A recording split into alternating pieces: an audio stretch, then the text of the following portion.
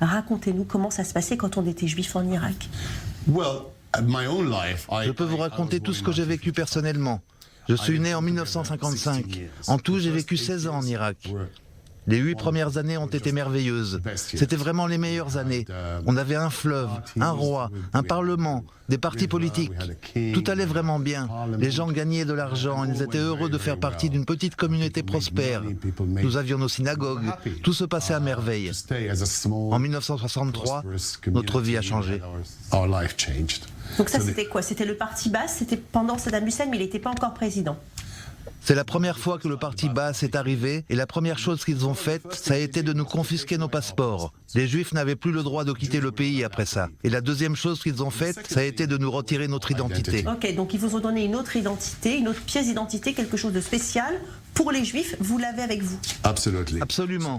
Tous les Juifs devaient avoir sur eux ce papier d'identité jaune. Et à partir de là, nos vies ont été totalement chamboulées. Nous étions devenus des citoyens de deuxième, voire de troisième zone. Nous devions sans cesse présenter ce document et il y avait désormais des lois contre les Juifs. Donc à chaque fois qu'une nouvelle loi était promulguée, elle était suivie de la mention « sauf pour les Juifs ». Tous les Juifs du pays étaient identifiables avec ce papier jaune. Alors les Juifs sont partis de manière très douloureuse, ils ont dû traverser le Kurdistan. Évidemment, de la nostalgie parce qu'ils ont dû laisser tous leurs biens sur place. Très peu sont revenus. Vous, vous retournez de temps en temps en Irak. Pourquoi? Pourquoi j'y retourne? Je voudrais déjà brièvement raconter la suite des événements. Après les pendaisons dont je vous ai parlé, nous avons été contraints de partir, mais il nous a d'abord fallu trouver un moyen de fuir. Je me souviens qu'un jour, j'animais une conférence sur l'Irak, et quelqu'un est venu me voir en disant « Oh mon Dieu, c'est incroyable, je ne savais pas qu'il y avait eu des Juifs en Irak ». Et pour la première fois, j'ai été frappé, parce que tout ce que les Juifs avaient apporté, pas seulement à Babylone pendant 2606 ans, mais dans toute la région, avait été effacé de l'histoire du Moyen-Orient. Et tout d'un coup, nous sommes un nouveau peuple à Londres, un peuple sans histoire, sans héritage, sans ancêtres, sans prophètes. Pour moi, c'était impossible. Oui, donc c'est un petit peu la Madeleine de Proust. Vous retournez de temps en temps en Irak et vous avez même fait construire une maison. Oui, après 2003, juste après la chute de Saddam Hussein, j'ai pris l'avion. Je suis allé à Bagdad et depuis j'y retourne régulièrement, 2 ou 3 fois par an. Je vais à Bagdad, dans le nord, à Erbil, tant que je peux et que je suis en sécurité. Et vous êtes en train d'attaquer le gouvernement pour récupérer votre nationalité irakienne. Oui, tout à fait.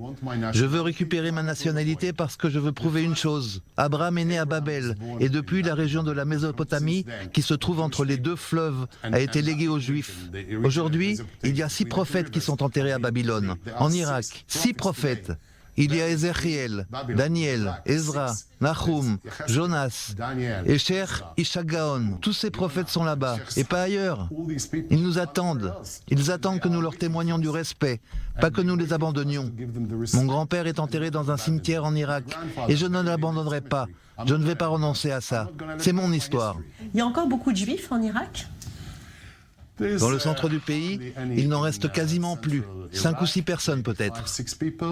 Ils veulent partir ? Non, ils ont leurs habitudes. Certains ont plus de 90 ans déjà. Mais on a aussi vu émerger un nouveau mouvement au Kurdistan, dans le nord de l'Irak, où des Kurdes se reconnectent de nouveau à leurs origines et revendiquent un retour à leurs racines juives. Mais l'État d'Israël a été particulièrement sensible, très affecté par la situation des Juifs d'Irak, puisque entre 49 et 51, il y a eu une opération de rapatriement de ces Juifs irakiens par l'État d'Israël, Ezra et Néhémie. Vous vous en souvenez ? Le changement le plus important dans l'histoire des Juifs d'Irak a eu lieu en 1941, quand il y a eu un important pogrom, inspiré par les nazis. Puis l'État d'Israël a été créé en 1948 et le gouvernement et le peuple irakien ont commencé à considérer les Juifs comme la 5e colonne, comme des espions. Et la vie est devenue très difficile, que ce soit au niveau administratif ou dans la manière dont les Juifs étaient traités. Il y a eu l'opération Ezra et Néhémie, qui a permis d'emmener plus de 120 000 Juifs en Israël. Ils sont partis sans rien.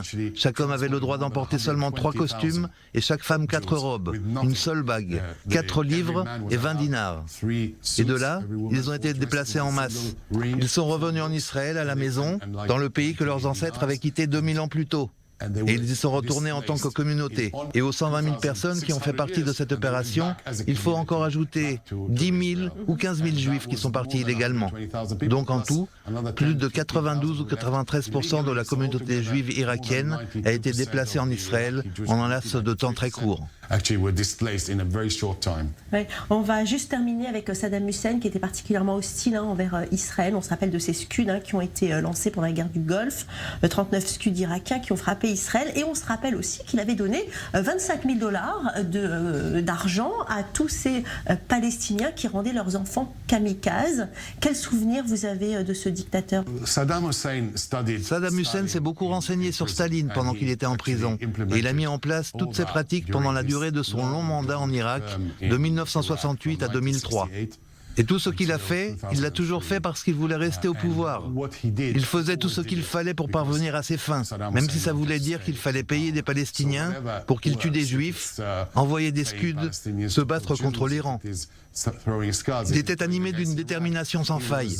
Il est arrivé au pouvoir en 1968 avec la ferme intention d'y rester. Et la seule chose qui a permis de l'en déloger a été un gigantesque effort international mené par les États-Unis. Mais sans ça, il serait encore au pouvoir aujourd'hui, lui ou l'un de ses enfants.